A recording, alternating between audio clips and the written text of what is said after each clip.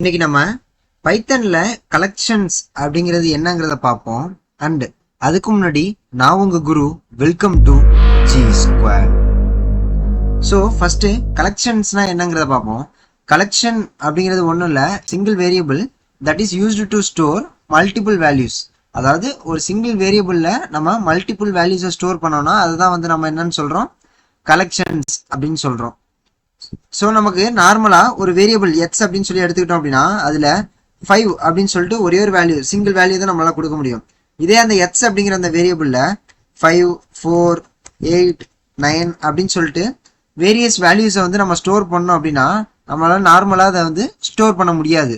So இந்த கண்டிஷனை over come பண்றதுக்கு தான் நம்மகிட்ட பைத்தன்ல கலெக்ஷன்ஸ் அப்படின்னு சொல்லிட்டு ஒரு மாடியூலே இருக்கு. அந்த கலெக்ஷன்ஸ்ல இருக்கக்கூடிய பில்ட்-இன் டேட்டா டைப்ஸை யூஸ் பண்ணி நம்மளால இந்த மாதிரி மல்டிபிள் வேல்யூஸை சிங்கிள் வேரியபிள்ல ஸ்டோர் பண்ண முடியும்.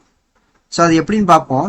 அண்ட் அதுக்கு முன்னாடி இங்க நம்ம யூஸ் பண்ணக்கூடிய வேல்யூஸ் இருக்குல்ல, அதெல்லாம் பிரிமிட்டிவ் டேட்டா டைப்ஸா இருக்கும். பிரிமிட்டிவ் டேட்டா டைப்ஸ்னா ஒன்றும் இல்லை, இன்டிஜர், ஃப்ளோட், ஸ்ட்ரிங், அப்புறம் பூலியன்ஸ், அந்த மாதிரி இருக்கக்கூடிய டேட்டா டைப் தான் நம்ம பிரிமிட்டிவ் டேட்டா டைப் அப்படின்னு சொல்லுவோம்.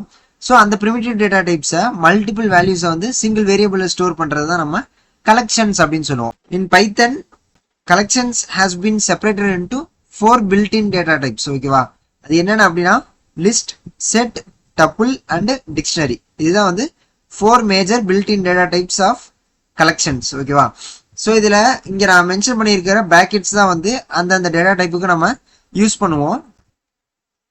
ஸோ இப்போ நான் ஃபார் எக்ஸாம்பிள் லிஸ்ட் மட்டும் நான் யூஸ் பண்ணி காட்டுறேன். இப்போ நான் ஜஸ்ட் ஒரு நம்பர்ஸ் அப்படின்னு சொல்லிட்டு ஒரு வேரியபிள் எடுத்துக்கிறேன். அந்த வேரியபிள்ல நான் ஒரு 5 நம்பரை ஸ்டோர் பண்ண போறேன்.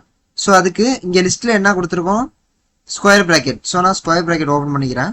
இதுல 1, 2, 3, 4, 5.